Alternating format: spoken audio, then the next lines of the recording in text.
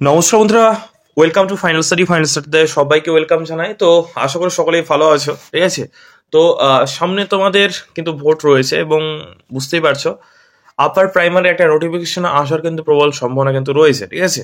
সেহেতু অনেকেই কিন্তু বারবার প্রশ্ন তোমরা করছো, আমরা যে রিসেন্টলি একটা ভিডিও দিয়েছিলাম, ঠিক আছে, প্রাইমারি যেমন তোমার ইন্টারভিউ এর একটা মানে তোমরা ধারণা করে চলতে পারো যে ইন্টারভিউ নোটিফিকেশন ভোটের আগেই তোমার আসবে, ঠিক আছে। সেই রকম আপার প্রাইমারি একটা নোটিফিকেশন আসবে এবং পরীক্ষা কিন্তু হওয়ার পসিবিলিটি কিন্তু আছে। তো অনেকে upper primary syllabus, upper primary যোগ্যতা এই সমস্ত কিছু নিয়ে প্রশ্ন করছিল। তো আজকের এই ভিডিওতে সমস্তটা কিন্তু আলোচনা করে দেবো। তো অবশ্যই ভিডিওটা শেষ পর্যন্ত দেখো, ঠিক আছে।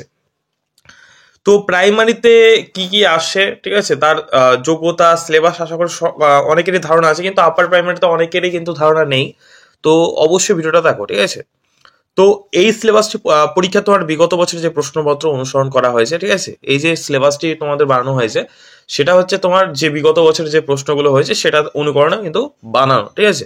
এই বছর যদি তোমার মানে নতুনভাবে যদি প্রশ্ন করা হয়, ঠিক আছে, নতুনভাবে যদি নোটিফিকেশন আসে, তাহলে সেটার যে সিলেবাস সেটা যদি পরিবর্তন হয় তাহলে আমরা পরে ভিডিও করে দেবো, কিন্তু আমরা সাধারণত এই সিলেবাসটাকে নিয়েই কিন্তু চলবো, ঠিক আছে।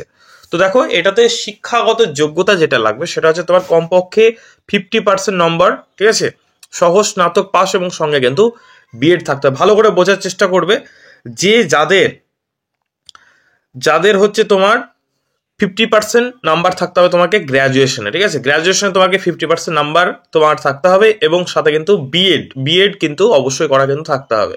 তাহলে গ্র্যাজুয়েশন প্লাস বিএড থাকলে তুমি কিন্তু তোমার মানে তুমি পরীক্ষা কিন্তু বুঝতে পারছো। তবে সংরক্ষিত যারা রয়েছে, যারা রিজার্ভেশন ক্যান্ডিডেট রয়েছে, তাদের কিন্তু 5% সংরক্ষণের ব্যবস্থা আছে, অর্থাৎ তাদের 50% লাগবে না, তাদেরকে 45% রেজাল্ট হলে কিন্তু তোমরা কিন্তু পরীক্ষার জন্য এলিজেবল। ওকে, আশা করি বুঝতে পেরেছি। এবং যারা স্নাতক পাশের সঙ্গে যারা ভাবছো যে ডিএলএড আছে বা ডিএড, ঠিক আছে, তাদের কিন্তু স্নাতকের সঙ্গে কিন্তু তোমার ডিএড বা ডিএলএড কিন্তু থাকতে হবে। এক্ষেত্রে শুধুমাত্র স্নাতক পাস করলে হবে, কেন কোনো পার্সেন্টেজের কিন্তু কথা বলা নেই, ঠিক আছে।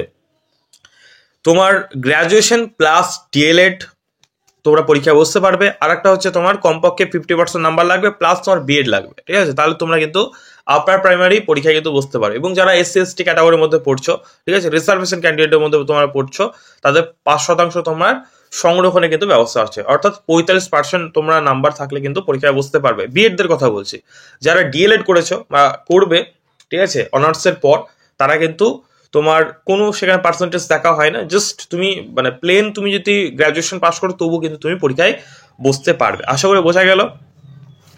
এবার চলো নিয়োগ পদ্ধতি যেটা বর্তমানে কিন্তু রয়েছে, আগের যেভাবে হয়েছে সেটাকে নিয়ে আমরা চলবো। লিখিত পরীক্ষা এবং ইন্টারভিউ, অর্থাৎ তোমার প্রথমে একটা রিটেন টেস্ট হয়, ঠিক আছে। এটা রিটেন টেস্ট হয়, দেখতেই পাচ্ছ 150 মার্কের তোমার রিটেন টেস্ট হয়, ঠিক আছে। 150 মার্কের একটা পরীক্ষা হয়, লিখিত পরীক্ষা হয়, এবং তারপরে তোমার ইন্টারভিউ কিন্তু নেওয়া হয়, ঠিক আছে। প্রথমে লিখিত পরীক্ষা, তারপর লিখিত পরীক্ষা পাস করলে ইন্টারভিউর মাধ্যমে তোমার রিক্রুট করা হয়। আশা করি বুঝতে পেরেছো, ঠিক আছে। এবার চলে আসবো যেটা সবচেয়ে বেশি তোমাদের জিজ্ঞাসা, যেটা অনেকে বেশি প্রশ্ন করেছো, সেটা হচ্ছে তোমার সিলেবাস কি থাকতে পারে, ঠিক আছে, বা সিলেবাস কি হবে।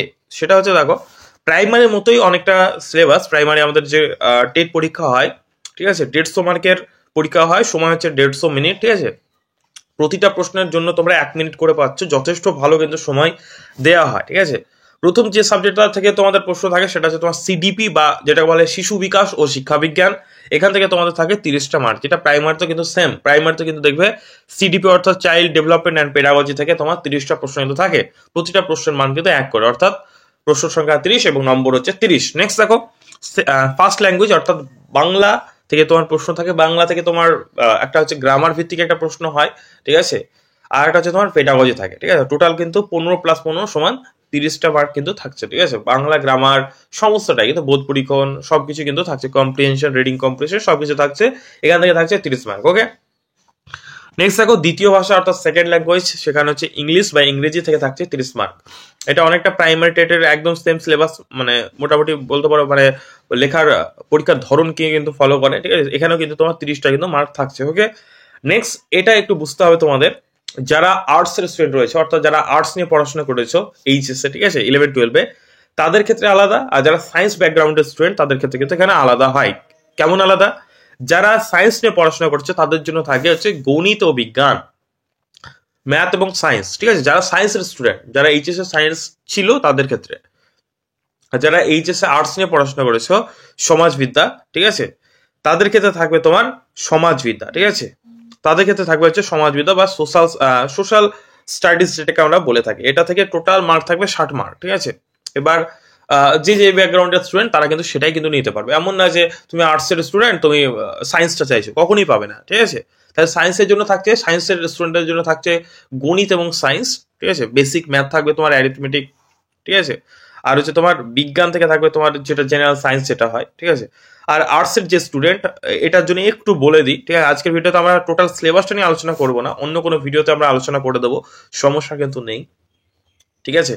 তো একটু জাস্ট ধারণা তোমাদের দিয়ে রাখি যে কিরকম টাইপে তোমাদের প্রশ্নগুলো করা হয়, ঠিক আছে, বা কোন কোন জায়গা থেকে কিন্তু প্রশ্ন কিন্তু হয়। ওকে, যেমন এখানে সায়েন্স থেকে তোমরা বলতে পারো, যেমন তোমার হচ্ছে খাদ্য, ঠিক আছে, বাসস্থান, মানে দৈনন্দিন জীবনের যে বিজ্ঞান সেখান থেকে তোমার কিন্তু প্রশ্ন হয়, ঠিক আছে। তারপরে তোমার হচ্ছে ধাতু, ঠিক আছে, তড়িৎ, প্রাকৃতিক ঘটনা, এইরকম টাইপের প্রশ্ন থাকে। তারপর তোমার বিজ্ঞানের পেডাগজি থেকে প্রশ্ন থাকে, ঠিক আছে, ম্যাথ থেকে প্রশ্ন থাকে। ম্যাথ থেকে কি ধরনের প্রশ্ন থাকে, কয়েকটা চ্যাপ্টার আমি নাম বলছি, তাহলে বুঝতে পারবে আশা করি।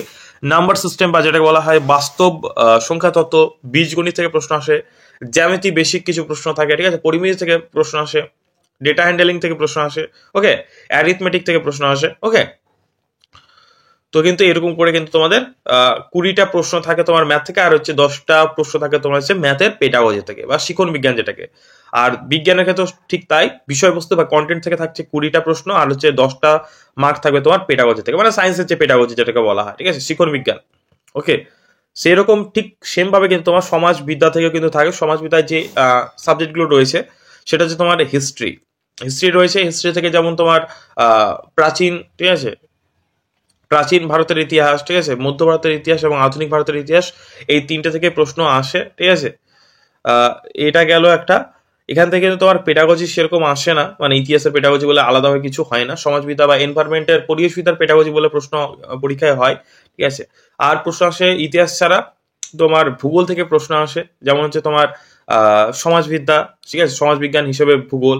তারপর হচ্ছে তোমার সৌরজগৎ, ঠিক আছে, গোলক, বায়ু, বায়ুমণ্ডল, জলমণ্ডল, ঠিক আছে, সম্পদ, কৃষিকাজ মানে এগ্রিকালচার, ঠিক আছে। তারপর তোমার মানব পরিবেশ, জনবসতি, পরিবহন, যোগাযোগ ব্যবস্থা, এগুলো থেকে কিন্তু তোমার জিওগ্রাফি থেকে কিন্তু তোমার প্রশ্ন আসে, অর্থাৎ তোমার ফিজিক্যাল জিওগ্রাফি আর হচ্ছে তোমার ইন্ডিয়ান জিওগ্রাফি থেকে প্রশ্ন আসে। আর হচ্ছে তোমার সামাজিক, যেটা তোমার সমাজ বিজ্ঞান বলা হয় যেটাকে, বা রাজনৈতিক জীবন, যেমন তোমার হচ্ছে রাষ্ট্রবিজ্ঞান থেকে প্রশ্ন আসে, যেমন তোমার হচ্ছে তোমার সংবিধান, ঠিক আছে, সরকার, গণতন্ত্র, ঠিক আছে, বিচার ব্যবস্থা, সামাজিক ন্যায় বিচার, এগুলো থেকে কিন্তু প্রশ্ন আসে। আর হচ্ছে তোমার 20টা প্রশ্ন থাকে হচ্ছে শিক্ষা সম্বন্ধীয় বিষয়, মানে এক কথা পেডাগজির মধ্যে সেটা পড়ে যাচ্ছে, ঠিক আছে, মানে তোমার এডুকেশন থেকে প্রশ্নগুলো আসে। সামাজিক বিজ্ঞান, সমাজ, শ্রেণীকক্ষের প্রক্রিয়া সমূহ, প্রকল্প কর্ম, এগুলো থেকে কিন্তু তোমার প্রশ্ন কিন্তু থাকছে। তাহলে যারা সায়েন্সের ব্যাকগ্রাউন্ডের স্টুডেন্ট তারা গণিত এবং বিজ্ঞান, এবং যারা আর্টস ব্যাকগ্রাউন্ডের স্টুডেন্ট তারা তোমরা সমাজবিদ্যা নিয়ে তোমরা পরীক্ষা দেবে, ঠিক আছে। এখানে থেকে 60 তোমার প্রশ্ন হয়, ঠিক আছে, মানে 60 মার্কের প্রশ্ন হয়, 60টা প্রশ্ন, প্রতিটা প্রশ্নের মান 1 করে 60 মার্ক থাকছে, ঠিক আছে। যে ব্যাকগ্রাউন্ডের স্টুডেন্ট তারা কিন্তু সেটা পাবে, ওকে। তাহলে টোটাল কিন্তু তুমি যদি দেখো তাহলে টোটাল মার্ক হচ্ছে 150 মার্কের পরীক্ষা, ঠিক আছে, সময় হচ্ছে 150 মিনিট। তাহলে খুব সুন্দরভাবে তোমরা কিন্তু এক্সামটা দিতে পারো। আমি অন্য কোনো একটা ভিডিওতে ডিটেলসে সিলেবাস নিয়ে ভিডিও করে দেবো, যদি তোমরা চাও। অবশ্যই যারা যারা সিলেবাস নিয়ে ভিডিও চাও অবশ্যই কমেন্ট বক্সে জানিও। আর তোমাদের জন্য একটা গ্রুপ আমরা করেছি, যারা প্রিপারেশন নিতে চাইছো আপার প্রাইমারি বা প্রাইমারি, এসএলএসটি, ঠিক আছে, সব রকম এক কথা টিচিং লাইনে যে সমস্ত এক্সামগুলো হয় তাদের জন্য ডেসক্রিপশন বক্স চলে যাও, এই ভিডিও ডেসক্রিপশন বক্সে চলে যাও, সেখানে একটা গ্রুপ আছে, সেই গ্রুপটা তোমরা জয়েন করে নাও। এইরকম তোমাদের এই যে সিলেবাসের ভিডিও বা পিডিএফ নোটস, ঠিক আছে, আমাদের গাইডেন্স, তোমাদের কোনো প্রশ্ন থাকলে সেই গ্রুপে তোমরা আস্ক করতে পারো। তো তোমাদের জন্য কিন্তু বানানো হয়েছে, অবশ্যই তোমরা জয়েন করে নিতে পারো, ঠিক আছে। আর ভিডিও যদি ভালো লাগে অবশ্যই একটা লাইক করে দিও, চ্যানেল নতুন হলে চ্যানেলটাকে অবশ্যই সাবস্ক্রাইব করে দিও। তারপরে এরকম টাইপের আমরা কিন্তু ভিডিও বানাবো, এবং খুব শীঘ্রই তোমাদের আপার প্রাইমারি, ঠিক আছে, আপার প্রাইমারি এবং এসএলএসটি ক্লাস কিন্তু আমাদের এই চ্যানেলে শুরু হচ্ছে। তো অবশ্যই চ্যানেলটাকে সাবস্ক্রাইব করে দিও, আর অবশ্যই হোয়াটসঅ্যাপ গ্রুপটা তোমরা জয়েন করে নিও, ঠিক আছে। থ্যাংক ইউ ভিডিওটা শেষ পর্যন্ত দেখার জন্য। দেখা হচ্ছে পরে কোনো ভিডিওতে। অসংখ্য ধন্যবাদ।